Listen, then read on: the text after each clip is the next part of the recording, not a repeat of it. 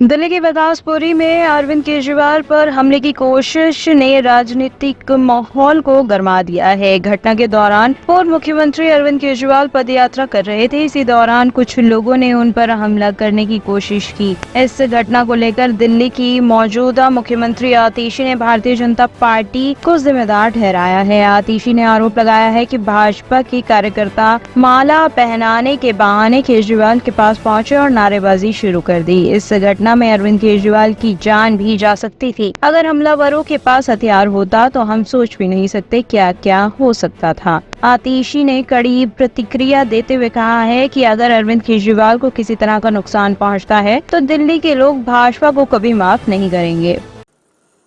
Bharatiya Janata party की गंदी राजनीति कहां तक गिर सकती है, उसका प्रमाण आज दिल्ली वालों को मिल गया है। आम आदमी पार्टी के मुखिया दिल्ली के बेटे अरविंद केजरीवाल जी की विकासपुरी की पदयात्रा में भारतीय जनता पार्टी के गुंडों ने अरविंद केजरीवाल जी पर हमला किया। भारतीय जनता पार्टी को पता है कि वो अरविंद केजरीवाल जी को, आम आदमी पार्टी को चुनाव में हरा नहीं सकती, इसलिए वो इस गंदी राजनीति पर उतरकर अरविंद केजरीवाल जी पर हमला करना चाहते हैं, उनकी जान लेना चाहते हैं।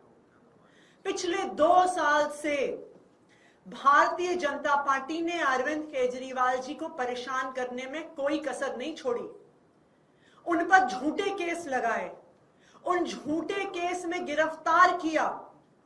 जब ईडी से बेल मिलने वाली थी तो सीबीआई से गिरफ्तार करवाया कि अरविंद केजरीवाल जी जेल में रहे। जब अरविंद केजरीवाल जी जेल में थे, याद कीजिए, एक 30 साल के डायबिटीज के मरीज को भारतीय जनता पार्टी ने इंसुलिन देने से मना कर दिया था। अरविंद केजरीवाल जी को इंसुलिन तब मिला जब आम आदमी पार्टी के लोगों ने, दिल्ली के लोगों ने सड़क पे संघर्ष किया। अरविंद केजरीवाल जी को इंसुलिन तब मिला जब वो कोर्ट गए और कोर्ट से ऑर्डर लेके आए। क्यों रोकी थी अरविंद केजरीवाल जी की इंसुलिन? क्योंकि उन्हें पता था कि अरविंद केजरीवाल जी को इतनी अक्यूट डायबिटीज है कि लंबे समय तक उनकी इंसुलिन रोक देंगे तो उनकी जान पे बनाएगी।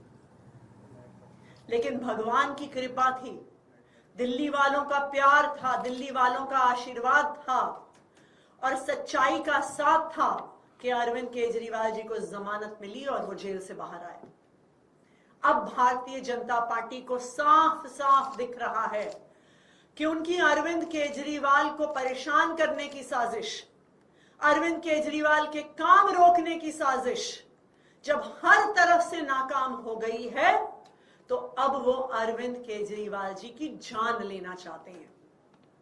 और इसीलिए जिस तरह से जेल में इंसुलिन रोककर मारने की कोशिश करी थी, आज अरविंद केजरीवाल जी की पदयात्रा में उन पर जानलेवा हमला कराकर उनकी जान लेने की कोशिश की जा रही। मैं भारतीय जनता पार्टी को यह बताना चाहती हूं कि अगर अरविंद केजरीवाल जी को कुछ भी हुआ तो दिल्ली के लोग उन्हें कभी माफ नहीं करेंगे।